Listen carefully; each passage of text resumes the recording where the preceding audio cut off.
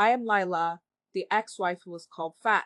My husband invited me to his wedding with his model girlfriend to humiliate me, but I came in a private jet. Emmanuel called his wife Layla a fat, good-for-nothing woman and ran off to marry a model he met at Lagos Fashion Week. To make it worse, he invited Layla to the wedding to humiliate her. This story will make you laugh, and most especially teach you that what goes around comes around. Please subscribe to the channel and tell me where you are watching from. Now let's begin. Emmanuel didn't wake up one morning and decided to run off with a model. Desire grew in him slowly, the way arrogance usually does, fed by money, applause, and attention from people who didn't know his past. Because if they did, they would know this. Emmanuel was nothing without his wife, Layla. When Emmanuel met Layla, he was broke, frustrated, and invisible. Layla saw potential when everyone else saw a struggling man with big dreams and empty pockets. She agreed to marry him, cooked for him, prayed for him, encouraged him. When his business ideas failed, she reminded him that failure was not identity. But the moment Emmanuel tasted success, he forgot who helped him survive hunger. Suddenly, Emmanuel started coming home late. Suddenly, Layla's cooking wasn't exciting anymore. Suddenly, he had opinions about her body. "You've changed," he told her one evening, scrolling through his phone. Layla smiled. "We all do. That's life." "No," Emmanuel replied, not looking up. "You've let yourself go." That was the first crack. The second crack came a few weeks later at Lagos Fashion Week. Emmanuel attended with colleagues, pretending it was business. Cameras everywhere, music loud, models floating like they lived on a different planet. That was where he met Zara. Tall, slim, famous, beautiful. Zara laughed at Emmanuel's jokes like he was the most interesting man in the room. She touched his arm when she spoke. She made him feel important in a way Layla hadn't recently. Not because Layla didn't try, but because Layla was busy holding the family together. Within weeks, Emmanuel changed. He stopped complimenting Layla, stopped touching her, stopped seeing her. And then one night, after an argument over something small, Emmanuel exploded. "I'm tired pretending," he said. "Look at you. You're fat. You're boring. You're a good-for-nothing woman." The words hit harder than a slap. Layla stood frozen as Emmanuel continued. "Do you know the kind of women I'm around now? Real women. Models. Classy. Successful. Not someone who's always tired and complaining." Layla whispered, "I was tired because I was carrying this marriage." But Emmanuel didn't hear her. Or worse, he didn't care. He left that night, making sure neighbors heard, making sure mutual friends knew, making sure Layla felt small. The divorce came quickly. He didn't hesitate to throw away his marriage. And just like that, the woman who stood by Emmanuel when he had nothing became a chapter he wanted erased. 3 months later, social media exploded. Emmanuel is engaged. To Zara, photos everywhere. Smiles, champagne, expensive locations. People commenting things like, "You upgraded," and "She's way better than the last one." Layla saw it all. She didn't cry online. She didn't rant. She didn't beg. She disappeared. People assumed she was broken. They were wrong. While Emmanuel was busy performing happiness, Layla was rebuilding her life quietly. She worked out 3 times a week with her instructor, doubled down on her logistics business, and even joined a Rotary Club where she learned and networked with other high-value women. Then the invitation arrived. Cream envelope, gold letters. Layla laughed when she read it. He invited her. Emmanuel invited Layla to his wedding. Why? Because Emmanuel wanted an audience. He wanted Layla to sit there, watching him marry a model. He wanted her to feel regret, shame, embarrassment. He wanted proof that leaving her was the best decision of his life. What Emmanuel didn't know was that inviting Layla was the biggest mistake he would ever make. Because while he thought Layla was still the woman he insulted, the woman he abandoned, the woman he called fat and useless, Layla had changed, and not in the way Emmanuel imagined. The wedding day arrived. Private airstrip, luxury venue, guests dressed to impress. Everything screamed money. Zara looked flawless in her wedding gown. Emmanuel stood tall beside her, smiling like a man who believed he had one life. Did she confirm? Zara asked casually. Yes, Emmanuel replied, smirking. She's coming. Zara frowned slightly. Why would you invite your ex-wife? Emmanuel shrugged. So she could move on. That was a lie. What he really wanted was revenge disguised as closure. Guests whispered as they took their seats. Phones ready. Cameras charged. Everyone expected drama. But no one expected this. A sudden hush fell over the venue as the sound of engines filled the air. Heads turned. A sleek private jet descended smoothly onto the runway. People stood up. Whose jet is that? Someone asked. The plane stopped. The door opened. And then a red carpet rolled out. Gasps spread through the crowd. Emmanuel frowned. Zara's smile faded. And when the woman stepped out, wearing confidence like armor and elegance like a crown, Emmanuel felt his chest tighten. Because the woman walking toward them was Layla. And she was nothing like the memory he had insulted. She wasn't there to beg. She wasn't there to cry. She wasn't there to explain. She was there to arrive. And this wedding was about to turn into a lesson Emmanuel would never forget. The moment Layla stepped onto the red carpet, the wedding stopped being Emmanuel's. Every conversation died mid-sentence. Every phone that wasn't already out came up instantly. Every eye followed her. She walked slowly, deliberately, not because she wanted attention, but because she already had it. The private jet stood behind her like punctuation. This wasn't an accident. This was an entrance. Emmanuel felt his throat go dry. That's not possible, he muttered. Zara leaned closer, squinting. Who is that? Emmanuel didn't answer, because he couldn't. That woman walking toward them wasn't the Layla he left behind. This Layla didn't look defeated. She didn't look embarrassed. She didn't look like a woman coming to watch a replacement get married.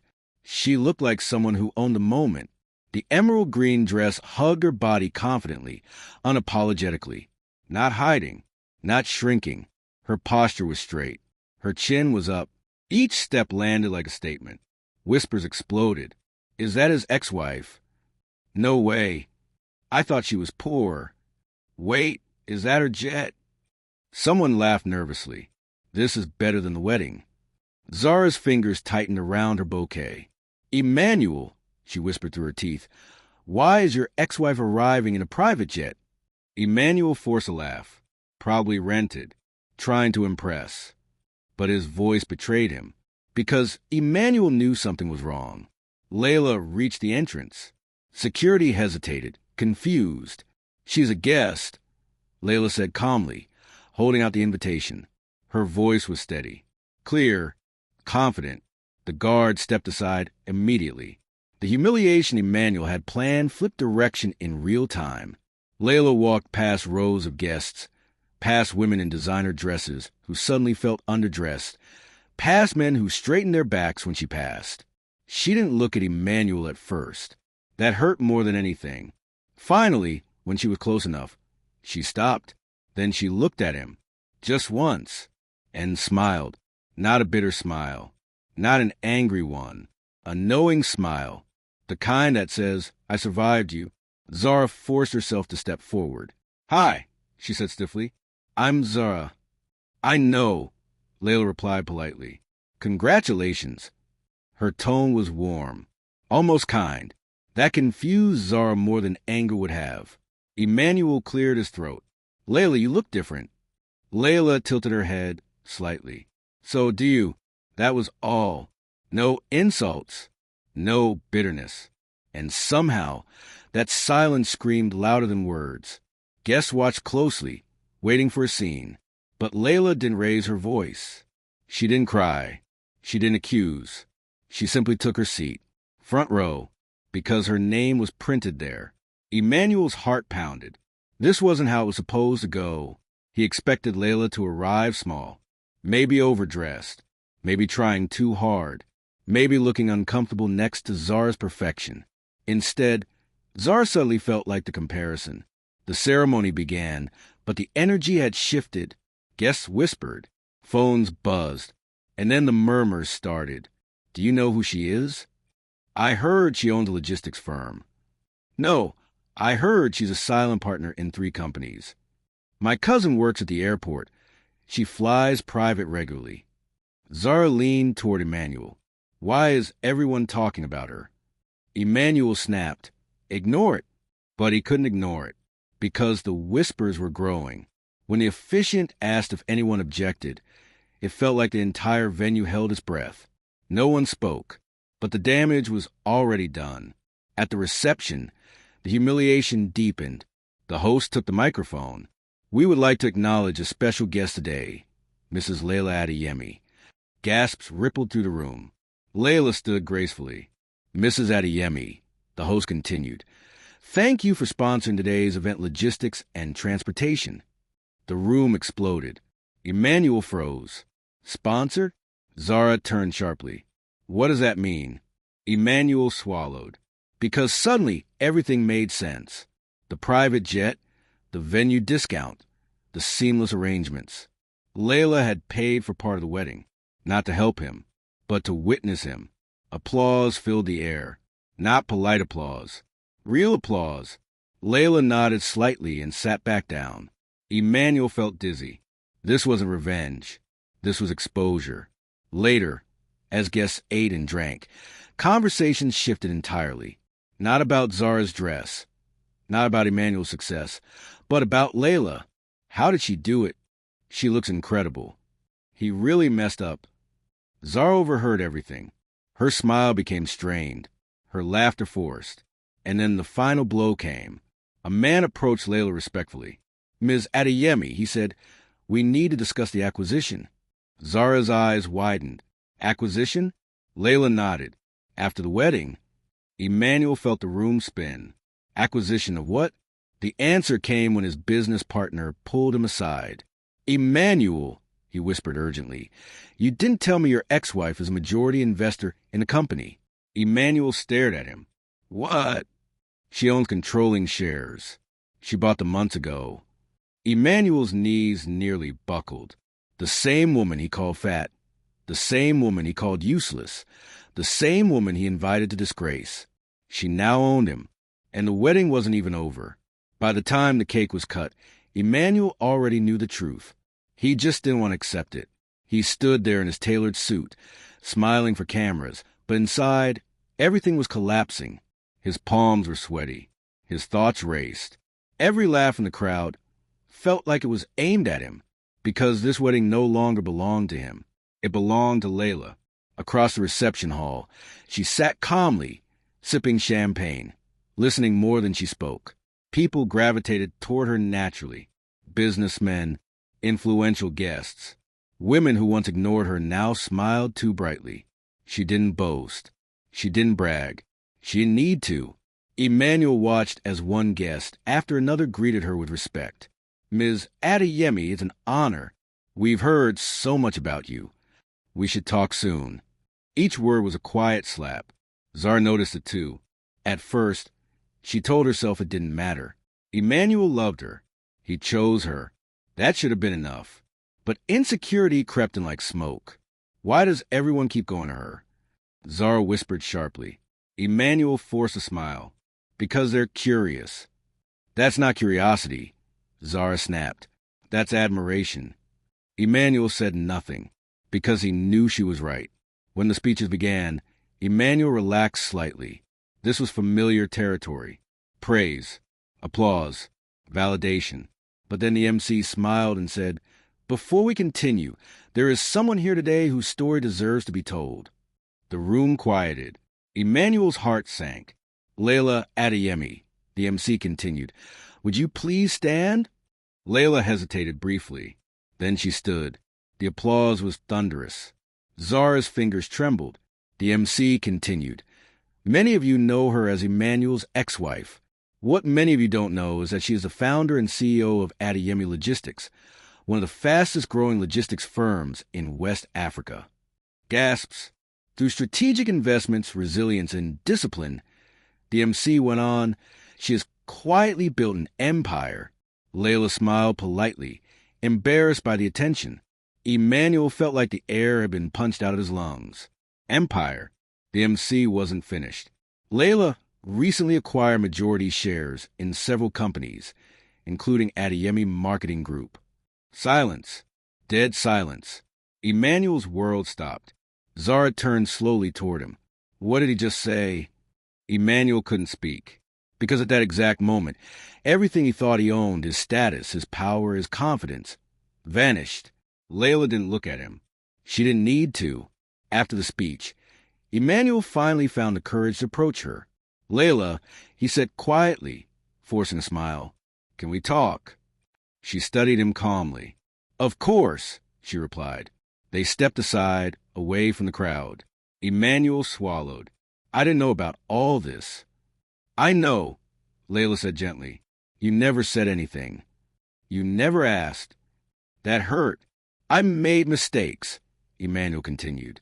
"But inviting you today, I didn't mean—" "Yes, you did," Layla interrupted calmly. "You meant to humiliate me." Emmanuel looked down. "I wanted you to feel what I felt," he admitted. Layla nodded. "And now you do." Her voice wasn't cruel. It was honest. "I loved you," she continued. "I believed in you when no one else did. I carried you when you were tired. And when life finally rewarded you, you decided I was the problem." Tears stung Emmanuel's eyes. "I was wrong," he whispered. "I know," Layla said. Then she added the sentence that would haunt him forever. "But being wrong has consequences." She stepped away. And that was it. No yelling and insults and begging. Just truth. The rest of the night unraveled quickly. Zara's smile never returned. She watched Emmanuel carefully now, like a woman seeing him for the first time, and not liking what she saw. Later that evening, she confronted him. "You told me she was nothing," Zara said coldly. "You told me you upgraded." Emmanuel said nothing. "You didn't upgrade," Zara continued. "You lost. The marriage didn't last. Neither did Emmanuel's reputation. Within weeks, news of Layla's acquisition spread. Emmanuel was removed from leadership. Investors lost confidence. Friends stopped calling. And Layla? Layla thrived. She didn't use her power to destroy Emmanuel. She didn't need revenge. Success had already done that. Months later, Layla was interviewed for a business magazine. The interviewer asked, "What was your biggest motivation after your divorce?" Layla smiled thoughtfully. "Peace," she said, "and the understanding that nobody gets to decide my worth." The video went viral. So did her story. Because people love transformation. People love karma. People love seeing arrogance humbled. But most of all, people love a reminder. A reminder that you don't insult someone who built you. You don't mock someone's body while standing on their sacrifices. And you don't invite karma to your wedding. Because it never comes empty-handed. As the wedding lights dimmed and guests drifted away, Layla stepped outside and finally allowed herself to remember the beginning. Before the insults. Before the cheating. Before Emmanuel ever called her fat. When Emmanuel met Layla, she wasn't broken. She wasn't insecure. She wasn't invisible. She was a beautiful, brilliant lawyer with ambition in her eyes and confidence in her walk. Emmanuel chased her, bragged about her, felt important standing beside her. After marriage, he asked her to slow down. "Let me build first," he said. "Hold the family together," he said. So she did. Layla paused her career. She carried the home. She carried the stress. She carried Emmanuel while he climbed.